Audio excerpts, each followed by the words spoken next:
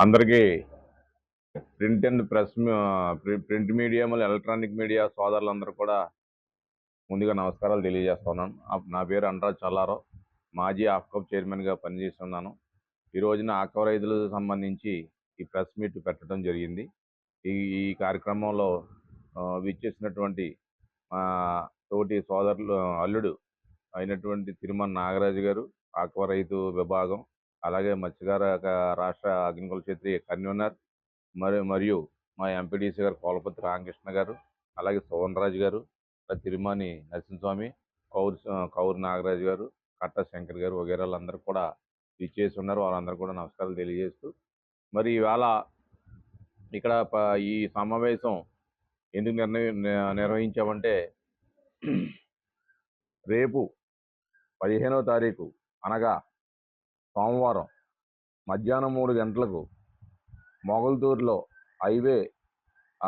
National highway సమీపంలో ఉన్నటువంటి ఏరియాలో రాష్ట్ర ఆక్వా రైతుల సదస్సు కార్యక్రమం నిర్వహించబడుతుంది. దానికి ఉభయ గోదావరి జిల్లాల్లో ఉన్నటువంటి యావత్ రాష్ట్రంలో ఉన్నటువంటి రైతాంగం అంతా కూడా, రైతు విభాగం నాయకులు, సంఘ అధ్యక్షులు, అలాగే జిల్లా నియోజకవర్గం సంబంధించినటువంటి అందరూ రైతులు కూడా, ఆక్వాకు సంబంధించిన అందరు రైతులు కూడా ఆ కార్యక్రమంలో పాల్గొందరు. అక్కడ భారీ ఎత్తున ఈ రైతు సంబంధించినటువంటి సమస్యల మీద ఒక సంఘాన్ని కూడా, రాష్ట్రంలో ఉన్నటువంటి సంఘం అంటే ఇప్పుడు వరకు ఉన్నటువంటి సంఘాలు వేరు, ఇప్పుడు కొత్తగా రిజిస్ట్రేషన్ ఒక సంఘం కూడా, రాష్ట్ర సంఘం కూడా ఆ రోజుని అక్కడ అనౌన్స్ చేయబడుతుంది. కారణం ఏంటంటే, ఇప్పుడున్నటువంటి రైతాంగం అంతా కూడా చక్కగా ఆక్వా రైతులు చాలా ఇబ్బందుల్లో పడి ఉన్నారు. కారణం ఏంటంటే, అనేక రకాలైనటువంటి ఇబ్బందులు. ఒకటి ఫీడ్ కానీ, సీడ్ కానీ, లేకపోతే నాణ్యమైనటువంటి సీడ్ కూడా మనకి ఇవ్వట్లేదు. అలాగే ఫీడ్ ధరలు విపరీతంగా పెంచారు. అలాగే ఇప్పుడు టన్నుకు వచ్చేటప్పటికి 8,000 రూపాయలు, 8,000 రూపాయలేమో దీనికి, ఏది టైగర్కి ఏమో 8,000, అలాగే వనామీకేమో 10,000 రూపాయలు పెంచి ఆక్వా రైతుల యొక్క నడ్డి విరిచారు. అలాగే ఇప్పుడు ఇందులో ముఖ్య ఉద్దేశం, రేపు జరిగేటువంటి కార్యక్రమంలో ముఖ్య ఉద్దేశం ఏంటంటే, ఆక్వా రైతులు రాష్ట్రంలో కానీ జిల్లాలో కానీ ఉన్నటువంటి ఆక్వా రైతులకు సంబంధించినటువంటి సంఘాలు ఏదైతే ఉన్నాయో, ఇప్పుడు వరకు కూడా కూటమి నాయకులు అందులో ప్రధానంగా అధ్యక్షులు, ఉపాధ్యక్షులు, కార్యవర్గ సభ్యులు వాళ్ళు ఉన్నారు. ఎందుచేతనంటే, వాళ్ళు ఉండటం వల్ల ఈ రైతాంగం ఏదైతే ఆక్వా రైతాంగానికి వాళ్ళు ఉన్నటువంటి సమస్యలన్నీ కూడా సక్రమంగా మాట్లాడలేకపోతున్నారు. ఎందుకు మాట్లాడలేకపోతున్నారో, ఈ గవర్నమెంట్లో, కూటమి ప్రభుత్వంలో వాళ్ళ సభ్యులై ఉండి, నాయకులై ఉండి, ఫీడ్ రైతులు వాళ్ళే ఉన్నారో, కొనేటువంటి వాళ్ళు వాళ్ళే ఉన్నారో, అలాగే సీడ్ కానీ, యాచరీస్ కానీ అన్ని కూడా వాళ్ళ సమక్షంలోనే ఉన్నాయి. అప్పుడు ఖచ్చితంగా ఈ సంఘాల తరపున, ఈ రైతుల తరపున ఏం పోరాటం చేస్తారో చేయలేకపోతున్నారు. కాబట్టి ఇప్పుడు మా ఆలోచన ఏంటంటే, ఇది పార్టీలకు అతీతంగా ఓన్లీ కేవలం రైతు, ఎవరైతే ఆక్వా రైతు ఉన్నాడో, చిన్న రైతు అవనండి, పెద్ద రైతు అవనండి, ఆ రైతులను తీసుకుని, వాళ్ళ నుంచి నిష్కల్మషమైనటువంటి రైతుని తీసుకుని, వాళ్ళ నుంచి ఒక ప్రెసిడెంట్, వైస్ ప్రెసిడెంట్, కార్యవర్గం రాష్ట్రంలో ఉభయ గోదావరి జిల్లా తీర ప్రాంత రాష్ట్ర ఆక్వా రైతుల సంఘం రిజిస్ట్రేషన్ కాబడి ఉన్నది. ఆ రైతు సంఘాన్ని, రాష్ట్ర కార్యవర్గాన్ని ఆ రోజు ఏదైతే 15వ తారీఖు రాష్ట్ర సభ ఉందో ఆ సభలో అనౌన్స్ చేయబడుతుంది. ఎందుకంటే వీళ్ళు ఏ పార్టీకి సంబంధించినటువంటి వాళ్ళు సంఘంలో ఉన్నటువంటి ప్రెసిడెంట్లు కాదు, కేవలం రైతుల నుంచి తీసుకున్నటువంటి రైతు విభాగంలో ఉన్నటువంటి రైతుల కోసం పోరాటం చేసి రైతుగా ఉన్నటువంటి వ్యక్తిని తీసుకోబడుతుంది. ఏది, ఒక ప్రెసిడెంట్ అవనండి, వైస్ ప్రెసిడెంట్, కార్యవర్గ సభ్యులు అవనండి. అంతే తప్ప వేరేగా ఇప్పుడున్నటువంటి ఏదైతే రైతు సంఘాలు ఉన్నాయో దానికి అతీతంగా ఇవాళ సంఘం రిజిస్ట్రేషన్ కాబట్టి ఆ రోజున అనౌన్స్ చేయబడుతుంది. ఎజెండాలో ముఖ్యంగా ఇవాళ రైతుల కోసం ప్రధానమైన ఎజెండా ఆ రోజుని ఆ రాష్ట్ర నాయకులు వాళ్ళందరూ కూడా మాట్లాడతారు. ఏంటంటే, ఇప్పుడు ఉన్నటువంటి అనేక రకాల సమస్యలు, ఫీడ్ కంపెనీ యొక్క యాజమాన్యాలు, సీడ్ కంపెనీ యొక్క యాజమాన్యాలు, ఏదైతే కొనుగోలుదారులు ఉన్నారో ఏదైతే ఈ కౌంట్కి వచ్చినటువంటి రొయ్యని కానీ లేకపోతే ఇంకా రకరకాల చేప కానీ ఏది కానీ కొనుగోలు చేసేటువంటి ట్రేడర్స్ ఎవరైతే ఉన్నారో వాళ్ళకు కూడా ఆ కూటమిలో ఉండటం వల్ల వాళ్ళందరూ సిండికేట్ అయిపోయి ధర తగ్గించి రైతుని నడ్డి విరుస్తున్నారు. అలాంటి వాళ్ళని కట్టడి చేసి చక్కటి రైతాంగం నుంచి ఒక కార్యక్రమం చేయడం జరుగుతుంది. మంచి ఆక్వాకు సంబంధించినటువంటి మంచి ధర కావాలి, మంచి నాణ్యత సీడ్ కావాలి. ఆక్వా ఫీడ్ రైతుల్ని ఆదుకునే విధంగా సీడ్ ధరలు తగ్గాలని ప్రధానమైనటువంటి ఎజెండా ప్రవేశపెట్టబడుతుంది. అలాగే ఇవాళ కొత్తగా జిఓఆర్ఎస్ నెంబర్ ఆర్టీ నెంబర్ 169 ఇవాళ గవర్నమెంట్ మొన్న 9వ తారీఖున రిలీజ్ చేయబడింది. అందులో ప్రధానంగా ఏంటంటే యూనిట్ ఏదైతే కరెంటు యూనిట్ ఆక్వా రైతుకి కరెంటు యూనిట్ ధర ₹1.5 గతంలో కూడా సబ్సిడీ ఉంది. గత ప్రభుత్వంలో కూడా ₹1.5 సబ్సిడీ ఉంది. కానీ ఇప్పుడు కూడా అదే సబ్సిడీని కొనసాగిస్తున్నారు. దానికి 50,000 మంది రైతాంగానికి యూనిట్కి ₹1.5 చొప్పున సబ్సిడీ గతంలో ఇచ్చారు. దానికి అదనంగా ఈ కూటమి ప్రభుత్వం 12,000 మందికి అదనంగా కొత్త రైతులను కూడా గుర్తించి ఈ రిజిస్ట్రేషన్లో కలిపారు. దానికి కూటమి నాయకులకు కానీ కూటమి ప్రభుత్వాలకు కానీ సీఎం గారికి కానీ అందరికీ ధన్యవాదం చెప్తాం. మంచి కార్యక్రమం చేశారు. దానికి మేము ధన్యవాదం చెప్తున్నాం. అందులో ఏం లేదు.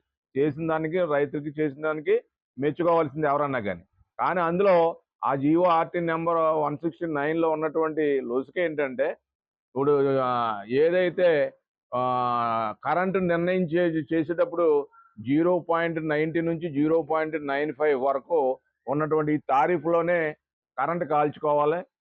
దీనిలోనే ఉన్నట్లయితేనే అది సబ్సిడీ వర్తిస్తుంది అని అంటున్నారు. అలాగైతే చాలా మంది రైతులు ఎగిరిపోతారు. ఆ నిబంధనలను ఖచ్చితంగా అంటే టెక్నికల్ విషయం కాబట్టి నేను కొంతవరకు మాట్లాడగలుగుతున్నాను. డీప్గా వెళ్తే దాని యొక్క వివరాలన్నీ కూడా ఆ రోజు నీకు చెప్పడం జరుగుతుంది. ఆ తారీఫ్ ఏదైతే ఉందో అది ఈరోజు విలేకరుల సమావేశానికి ఇచ్చేసినటువంటి ప్రింట్ మీడియా, ఎలక్ట్రానిక్ మీడియా వారికి ప్రతి ఒక్కరికి పేరున ముందుగా హృదయపూర్వక నమస్సమాంజలి తెలియపరుస్తున్నా. అలాగే ఇక్కడికి ఇచ్చేసినటువంటి నాతోటి పాటు రైతు సోదరులు కూడా పేరున ముందుగా హృదయపూర్వక నమస్సమాంజలి తెలియపరుస్తున్నా. ఈరోజు ఆక్వా రైతు సంక్షోభంలో ఉన్నాడు. ఈ రోజున దరిదాపు 1990లో ఈ తీర ప్రాంతంలో ప్రారంభించినటువంటి ఆక్వా సాగు ఈరోజు సంక్షోభంలో ఉంది. ఎందుకంటే ఫీడ్ యాజమాన్యం, మెడిసిన్ కంపెనీలు, ఎక్స్పోర్ట్ కంపెనీలు ఒక సామాజిక వర్గం వారు నడపడం వలన ఇవాళ వారు సిండికేట్గా ఏర్పడి ఈ రోజున ఆక్వాని నాశనం చేసే విధంగా ఇవాళ నడుస్తున్నారు వీళ్ళు. అందుచేత ఇప్పటికైనా ఆక్వా రంగాన్ని ఆదుకొని ఈ కేంద్ర రాష్ట్ర ప్రభుత్వాలు ఆ రోజున ఎన్నికల ముందర ఏదైతే వాగ్దానాలు ఇచ్చారో ఈ రోజు చంద్రబాబు నాయుడు గారు మేము అధికారంలోకి వచ్చిన వెంటనే రూపాయి సబ్సిడీకి ఆక్వా జోనా, నాన్ ఆక్వా జోనా అని తేడా లేకుండా ప్రతి రైతుకి కరెంటు ఇచ్చి మంచి ధరలను నియంత్రణ చేసి ఆక్వా రైతును ఆదుకుంటానని ఆ రోజున ప్రతి బహిరంగ సభలో ఆ రోజున ఉన్నటువంటి ముఖ్యమంత్రి గారు ఇవాళ చంద్రబాబు నాయుడు గారు చెప్పడం జరిగింది. ఈ కూటమి ప్రభుత్వం అధికారంలోకి వచ్చి 2 సంవత్సరాలు అవుతుంది. అధికారంలోకి వచ్చిన తర్వాత ఫీడ్ ధరలు 5 సార్లు పెంచారు. ఆ రోజున ఉన్నటువంటి 2024 ముందర బస్తా ధర ₹2,000 ఉంటే ఈ రోజున ₹2,400, అంటే బస్తా ధర ₹400 పెంచడం జరిగింది. అలాగే ఆ రోజున ఉన్నటువంటి ₹270 100 కౌంటు ధరని ఈ రోజున ₹230 తీసుకురావడం జరిగింది. దరిదాపు ₹40 తగ్గించడం జరిగింది. ఫీడ్ ధరలు పెంచుకుంటూ పోతున్నారు, ఎక్స్పోర్ట్ ధరలు తగ్గించుకుంటూ వస్తున్నారు. అంటే రైతుని ఏ రకంగా కూడా ఈ 2 సంవత్సరాల్లో ఈ కూటమి ప్రభుత్వం వచ్చిన తర్వాత ఒక సబ్సిడీ కూడా, ఒక ట్రాన్స్ఫర్ కూడా సబ్సిడీ కూడా ఇవ్వకుండా ఈ రోజున రైతుని సమాధి చేసే విధంగా ఇవాళ కూటమి ప్రభుత్వం ఎదురుకు వెళ్తుంది. ఇన్ని ఇబ్బందులు ఉన్న పక్కనున్నటువంటి అనేక రైతు సంఘాలు వాళ్ళ ఉన్నాయి. క్షీరారామ రైతు సంఘం అని, అది ఒక రాష్ట్ర కమిటీగా మొన్న అనౌన్స్మెంట్ చేసుకున్నారు. ఈ రోజు వరకు కూడా ఆ రైతు సంఘంలో ఉన్నటువంటి ప్రతి ఒక్కరూ తెలుగుదేశం పార్టీకి సంబంధించిన నాయకులు 2024 ముందర ఈ నాయకులు అనేక రకాలుగా ఆక్వా రంగానికి అదే జరుగుతలేదు, ఇది జరగట్లేదు అని మాట్లాడే ఈ రైతు సంఘాలు ఈ రోజున ఏమయ్యాయి? మీరు అధికార పార్టీలో ఉన్నందుగా ఈ రోజున రైతుకి ఇంత నష్టం జరుగుతుంటే మీరు ఏ రోజైనా సరే రైతు పక్షాన మీరు ఏ రోజైనా మాట్లాడారా? ఈ రోజున రైతు కనుమరుగైపోతున్నాడు, ఆక్వా సంక్షోభంలోకి వెళ్ళిపోయింది. మీరు ఏం చేస్తున్నారు?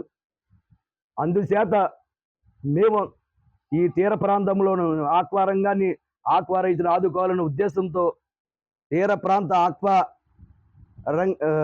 సంఘాన్ని ఏర్పాటు చేసి ప్రతి ఒక్కరికి, ప్రతి ఆక్వా రైతును ఆదుకోవాలనే ఉద్దేశంతో వాళ్ళ 15వ తారీఖున మొగల్తూరులో మేము ఈ కార్యక్రమాన్ని రైతు సోదరులందరూ మేము ఫస్ట్ ఆక్వా రైతులు, మేము తర్వాత ఏదైనా పార్టీలు అందరూ ఆక్వా రైతులందరూ కలుపుకొని ఆ రోజున తీర ప్రాంత ఆక్వా రైతు సంఘాన్ని ఏర్పాటు చేసి ప్రతి రైతు సోదరుడికి మేము అండగా నిలబడటానికి ఆ రోజున ఆ కార్యక్రమం ఏర్పాటు జరిగింది.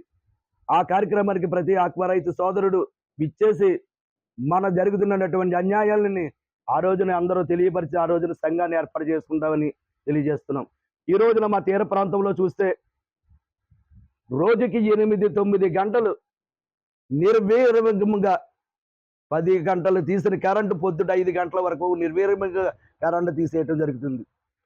అసలు రైతుకి ఆ సమయంలోనే ఆ చెరువుకు ఆక్సిజన్ అవసరం.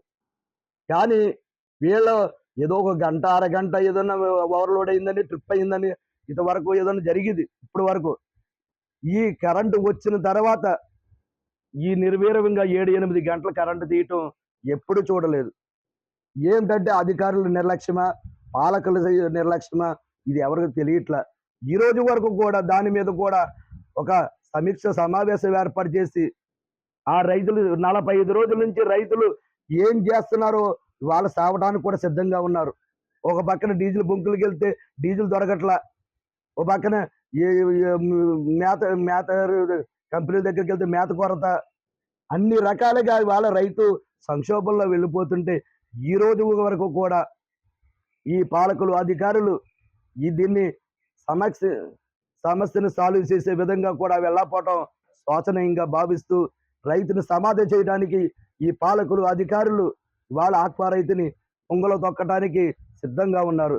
అందుచేత మేము ప్రతి ఆక్వా రైతుకి మేము అండగా నిలబడి ఈ రోజున ఆక్వా రైతు సంఘాన్ని ఏర్పాటు చేసి ప్రతి సమస్యను తీర్చడానికి మేము వెళ్ళటానికి సిద్ధంగా ఉన్నాం. అందుచేత ప్రతి ఒక్క రైతు సోదరుడు 15వ తారీఖున జరిగే ఆ సమావేశానికి విచ్చేసి ఆ సమావేశాన్ని దిగ్విజయంగా పూర్తి చేస్తారని మీ మీడియా ద్వారా తెలియజేస్తూ, అలా చేయడం వల్ల ఖచ్చితంగా చాలా మంది రైతులు ఈ సబ్సిడీని అందించుకోలేకపోతారు. ఈ మీరు ఇచ్చిన సబ్సిడీని కోల్పోతారు. కాబట్టి దానిలో సవరణ చేసి ఏదైతే ఈ యూనిట్ నుంచి 0.95 నుంచి 0.90 నుంచి 95 వరకు మధ్యనే మీరు ఆ కరెంటు వినియోగం చేసుకోవాలని చెప్పి పెట్టినటువంటి నిబంధన ఏదైతే ఉందో దాన్ని సడలించి సబ్సిడీ అందరికి వర్తించేలాగా చేసే విధంగా మీ జీవో ఆర్టీ నెంబర్ 169 ఉండేలాగా చేయమని చెప్పి విజ్ఞప్తి చేస్తా ఉన్నాం. రెండోది ఏంటంటే zone, non aqua zone, aqua zone అని గతంలో ఉంది.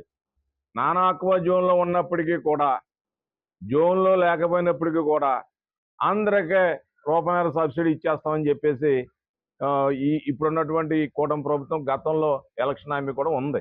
కానీ ఇవాళ నాన్ ఆక్వా జోన్ లేనివాడికి సబ్సిడీ రాకుండా పోతుంది.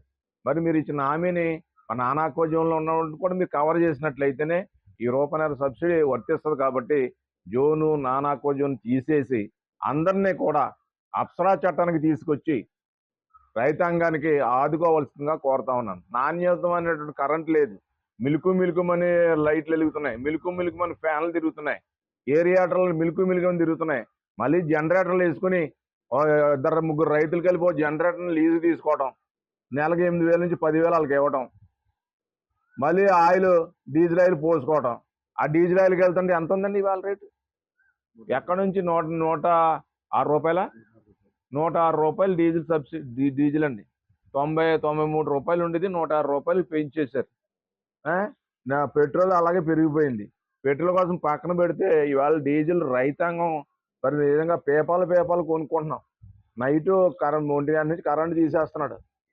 ఒకవేళ ఉన్నప్పటికీ కూడా నాణ్యతమైన కరెంట్ లేదు. కాబట్టి ఈ డీజిల్ సబ్సిడీ డీజిల్ ఆయిల్ని కూడా రేట్లు తగ్గించాలి. దారుణమైన రేట్లు ఇక్కడ ఉండడం జరిగింది. దానివల్ల కూడా రైతులు చాలా ఇబ్బంది పడుతున్నారు. అలాగే అనేక రకాలైన సమస్యలు ఇవాళ రైతాంగం మీద ఉన్నాయి.